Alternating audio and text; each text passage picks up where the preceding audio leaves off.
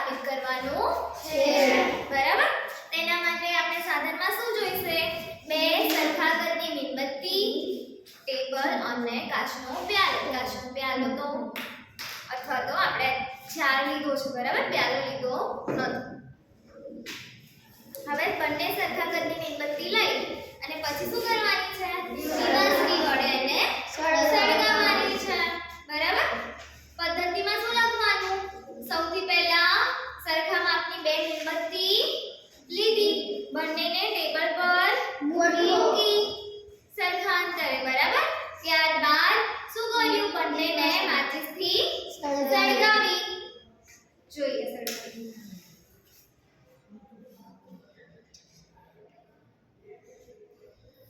ત્યારબાદ કાચનો પ્યાલો લો આપણે શું લીધું છે કાચનો જાર લીધો છે હવે એને શું કરવાનું ગમે તે એક મીણબત્તી ઉપર ઢાંકી દેવાનું બરાબર આપણે એને મીણબત્તી ઉપર ઢાંકી દીધું છે બરાબર ને હવે આપણે અવલોકન કરવાનું છે કે મીણબત્તી બંને સળગતી રહે છે કે ઉલવાઈ જાય છે ચલો આપણે અવલોકન કરીશું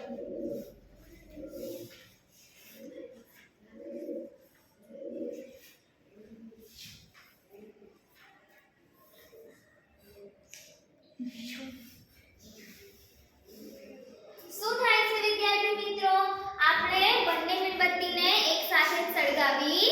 હતી પરંતુ મીણબત્તી જે આ છે એ તો શું છે સળગતી રહે છે જ્યારે મીણબત્તી એક છે એ ઉલવાઈ જાય છે અને બીજી છે એ સળગતી રહે છે કેમ આવું થયું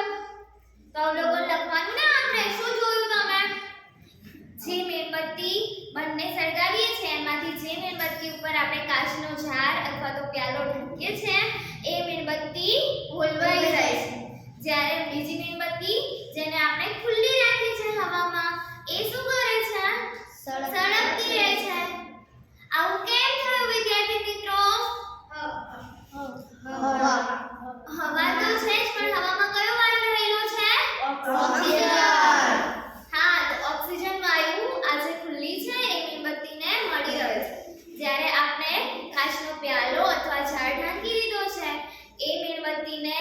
ઓક્સિજન વાયુ મળી રહેતો નથી જે ઓક્સિજન હતો એ થોડા સમયમાં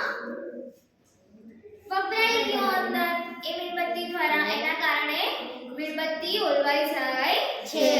એટલે દહન માટે શું જરૂરી છે ઓક્સિજન વાયુ જરૂરી છે અને હવામાં ઓક્સિજન રહેલો છે આના પરથી આપણે આ નિર્ણય તારવી શકીએ છીએ બરાબર સમજ પડી ગઈ હા